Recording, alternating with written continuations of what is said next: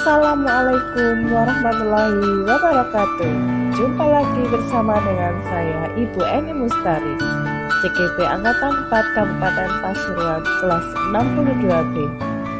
Izinkan hari ini untuk saya bisa menyampaikan kesimpulan dan refleksi pemikiran Ki Hajar Dewantara.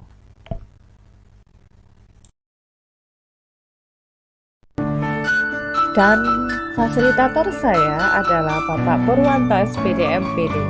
Sedangkan pengajar praktek saya adalah Ibu Sri Wahyuni Hidayati SPD.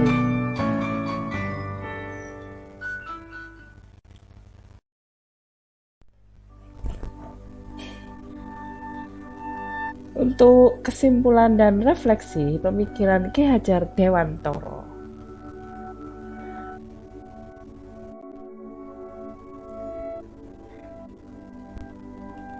Yang pertama, pendidikan adalah tempat persemaian benih-benih kebudayaan yang hidup dalam masyarakat kebangsaan. Berarti ada dua hal yang terkoneksi, yaitu pendidikan dan kebudayaan.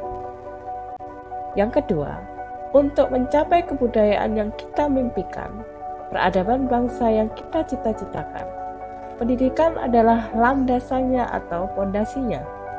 Yang ketiga, pekerjaan yang kita lakukan di pendidikan bukan hanya sekedar pekerjaan agar anak bersekolah, ujian hasilnya baik saja.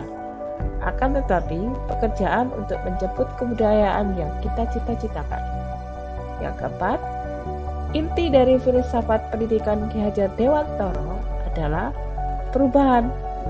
Kebudayaan itu dinamis, tidak boleh statis, harus terus bergerak sesuai kodrat alam dan kodrat zaman. Nilai kemanusiaan adalah sumber esensial dari kebudayaan.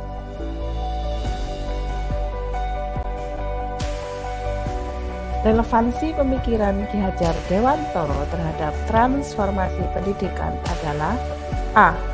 Filosofi Ki Hajar Dewantara tentang perubahan. Ada 3 kerangka perubahan, yaitu 1.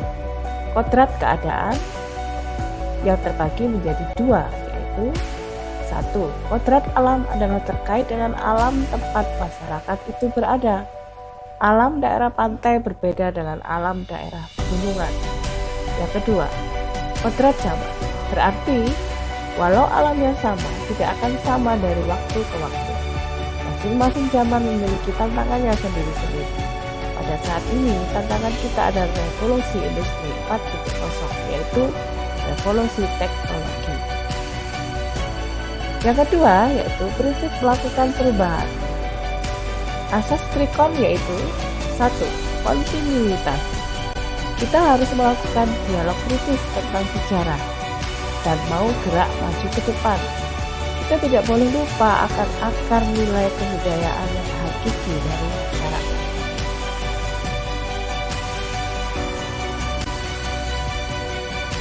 Asas Trikon yang kedua adalah konvergensi. Adalah perubahan-perubahan harus menuju suatu titik yang memperkuat nilai kemanusiaan. Pendidikan itu harus memanusiakan manusia. Yang ketiga adalah konsentris. Pendidikan harus menghargai keunikan yang ada. Pendidikan harus memerdekakan. Kemudian yang ketiga, apa yang berubah? Dan yang berubah adalah budi pekerti. Budi menurut Ki Hajar Dewantara ada 3, yaitu cipta, rasa, dan karsa. Pekerti maksudnya adalah tenaga.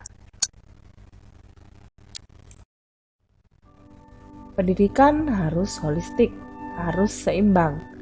Ada olah cipta untuk menajamkan pikiran, olah rasa untuk menajamkan rasa, olah karsa untuk menajamkan pengetahuan, olahraga untuk menyehatkan jasmani.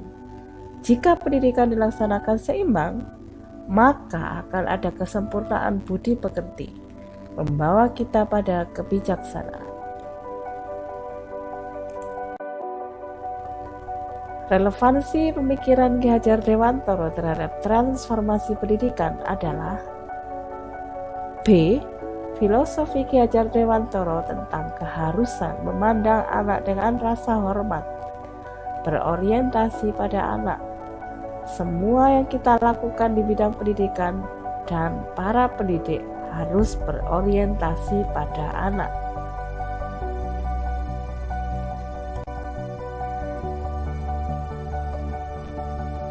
Yang saya percaya tentang murid dan pembelajaran di kelas sebelum saya mempelajari modul 1.1 adalah: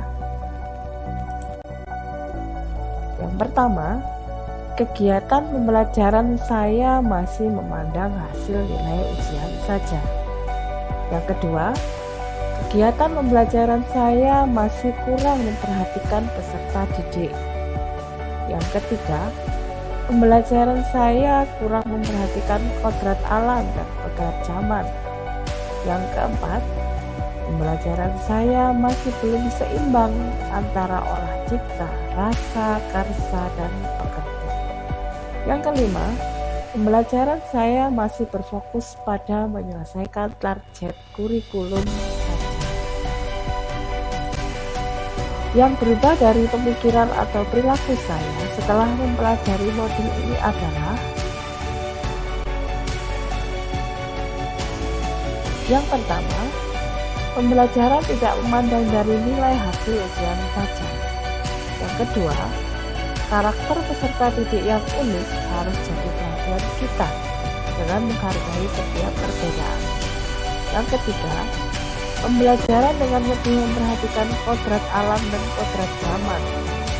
Yang keempat, pembelajaran yang holistik agar seimbang antara olah cipta, rasa, karsa, dan olahraga serta pekerti. Yang kelima, pembelajaran berfokus pada peserta didik.